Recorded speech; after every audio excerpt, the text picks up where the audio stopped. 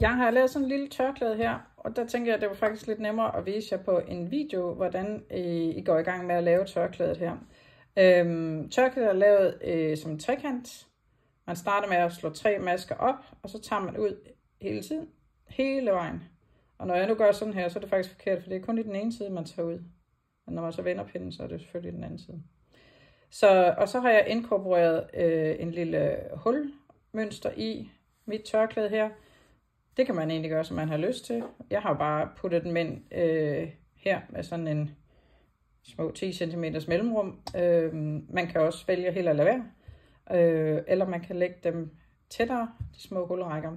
Men i hvert fald så er det op til fri fantasi. Og et tørklæde, som jeg har vist, der har jeg brugt 2 nøgler mohair-garn. Det her, det er Knitting for Olives garn. Og det her, det er en jeansblå, som jeg tænkte, det kunne være flot. Det kunne også være flot sammen med den her, ikke? Så jeg skal strikke på pind 4, så jeg starter lige med at finde min strikkepind her. Og jeg starter faktisk med et par strømpepinde, og det gør jeg dels fordi ellers så klanker det lidt her i bordet, når jeg skal vise det. Og så skifter jeg over til en rundpind, når jeg kommer lidt længere op. Og tørklædet selvfølgelig bliver lidt længere at arbejde med. Tørklædet her er virkelig en god bilstrik eller tv-strik, fordi at den er ikke så kompliceret, og den er også rigtig god, hvis du er nybegynder og har brug for også måske at vente til at strikke lidt i mohair. Mohair kan godt have lidt godt være sådan lidt tricky, fordi det klistrer ligesom sammen. Så det er blandt andet meget svært at ringe op i mohair, fordi den har den der klister-effekt. Jeg starter med at slå 3 masker op. De 3 masker her, det er det, der er spidsen af tørklædet, som jeg lige viste jer før. Så det vil sige, at det jeg har gjort nu, det er, at jeg har startet på spidsen her. Og så sagde jeg, at man tager ud, og så hele vejen opad begynder man at tage ud. Og det gør jeg allerede på den allerførste pind her. Der tager jeg ud. Det kan altså godt være en god idé at have nogle forholdsvis gode spidse pinde her. Og dem jeg har i metal her, de er voldsomt spidse. Dem jeg i træ, de er sådan en lille smule mere døve i det. Men tag nogle gode spidse pinde. Lad være med at bruge dem, du har arvet fra din moster. De er altså ikke ret gode at strikke med i det her. Den første maske, og det er på alle pinde, løs af. Så det var den første. Den næste maske, og det er også på alle pinde, der slår man 2 masker op i samme maske. Så jeg tager ned foran, og så tager jeg ned bagved. Så nu har jeg 2 masker, hvor jeg før havde 1, og så strikker jeg den sidste. Hvis du allerede har fanget den her, så behøver du ikke at se mere i videoen, fordi så er det det, der er. Men nu viser jeg det lige nogle flere gange, så at alle også er med. Så den første maske, løs af, altid løs af.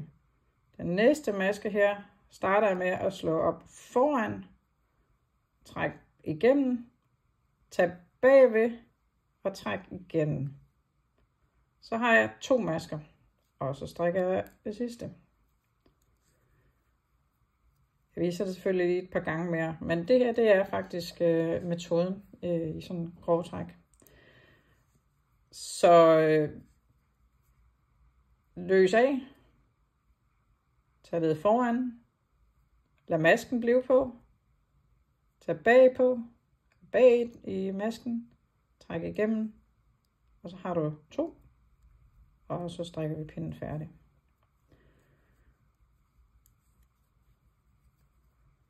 Så nu begynder I at kunne se spidsen af tørklædet. Lige sådan, når man kigger på det, tænker man, det bliver skævt. Men det gør det ikke, når I kommer lige et par pinde længere op. Så kan I godt fornemme, at det er okay.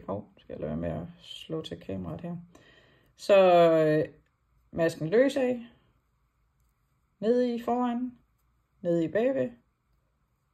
Og videre.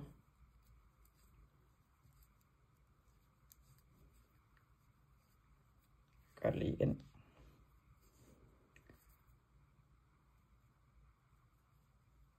Så løs af, så der var lige ved at lave en fejl. Foran, bag og videre ret. Resten af pinden bare ret. Tak. og lige en gang til. Og så strikker jeg lige en lille smule, så vi kommer op og kan vi lave en hulmønsterpind sammen. Så masken løs af, foran i masken, bagved i masken. Og strikker resten af pinden ret.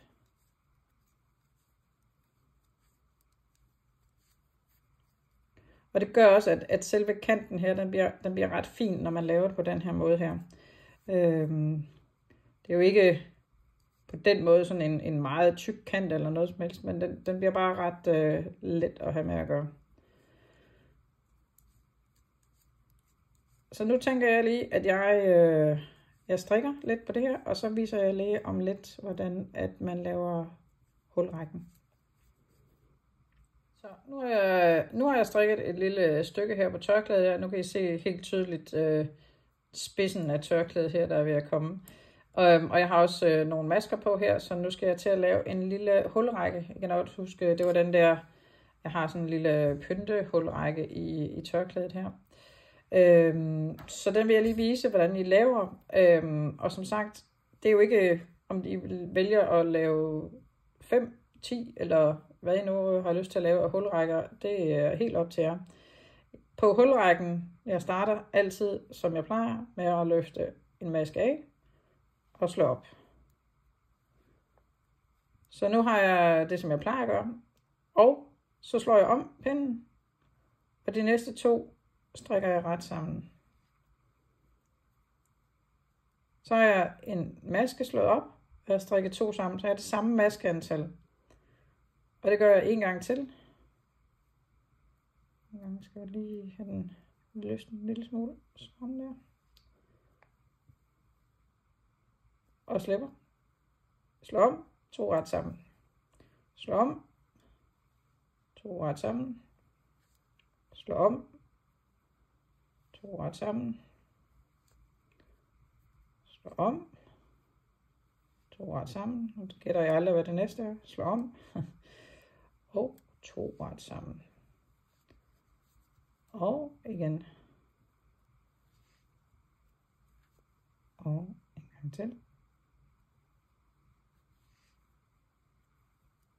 Og så gør jeg faktisk ikke mere nu, fordi så nu er jeg jo henne ved kanten her. Jeg vil gerne have kanten, at den er pæn. Så jeg laver ikke en ekstra slå om her, så strikker jeg de her 2 sammen. Dem her 2, dem strikker jeg bare ret. Sådan der. Så får jeg jo en lille kant herude i siderne her hele tiden.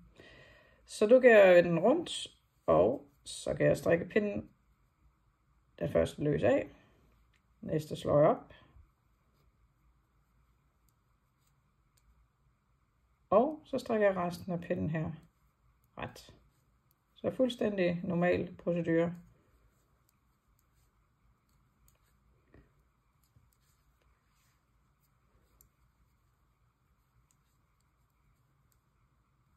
Så.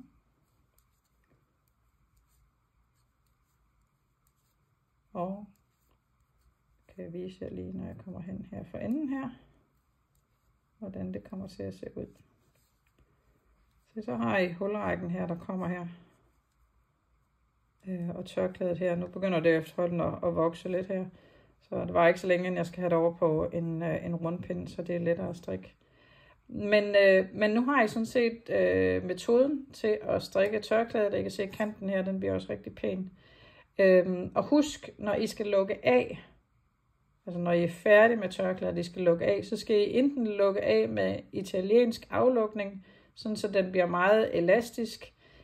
Hvis I ikke lukker af med italiensk aflukning, og jeg kan virkelig godt forstå, hvis nogen af jer synes, det er en bøvlet måde at gøre det på, så skal I lukke virkelig løst af. Og når jeg siger løst af, så mener jeg ekstremt løst af.